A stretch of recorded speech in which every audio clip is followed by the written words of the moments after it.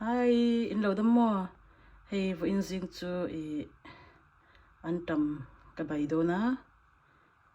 Awesome takin hi purun var le marcha le so thing ro da ni a. Ti hanin tui ka chuanga. Tui ka chuana hanin chuda tem ka telanga. Chuanin chi em ka tel pokanga te chuain ti hain asau bor bor akan ka thlak mai don na mini sompanga vela chuan Antam Bai tui tak a chak mai don ne ti han tui so kan ha phutang ti han tui chu lo so ta bor bor mai a ta hianin Antam ka kan thlak hal mai ang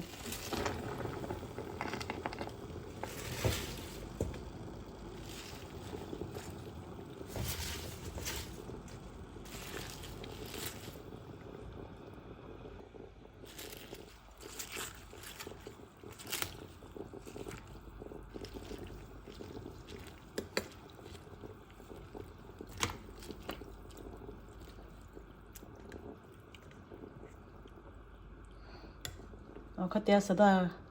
kan thlak sa kha chuan ti han Antam tanga hring kha alo chua ka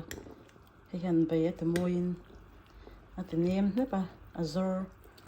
at zor em at chuanin hi khak liang purun var so thing le marcha khani deuh top ta chuanin ati hanan Antam tak chau kha chuan a hang lem lo a hang lu tuk lo tam a chan chum marcha te atela thak tak kan ei du wangin me hana ni lo pon a chanamoto ni lo pon chicken powder ar saput kan tel don ne ke ni chan a chanamoto kan ei lo wangin ar saput kan won telang chicken powder mo chicken powder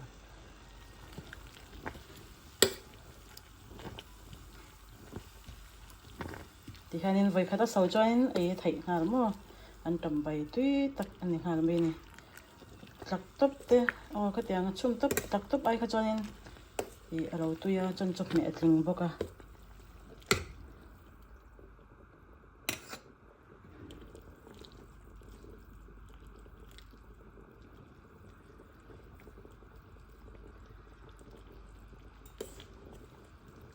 ti hana so thleng kan hak le potang ni da join bu rosom kha tui vo lai khan ka thak tela amai ro chu vein chu kalo thain hit dai maya in du chuan bu rosom kha in tel thai ne mo chanin ai ka chan ai arong te moi em maya te him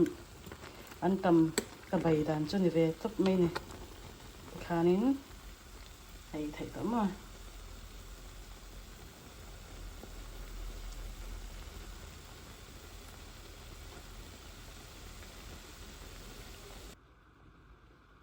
ti hianin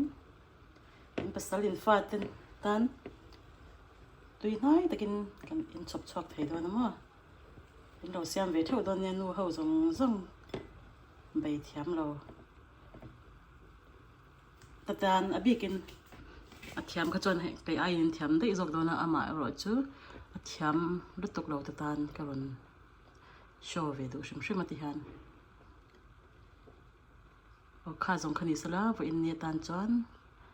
ni danga adang kanon te belzel donia bye bye vek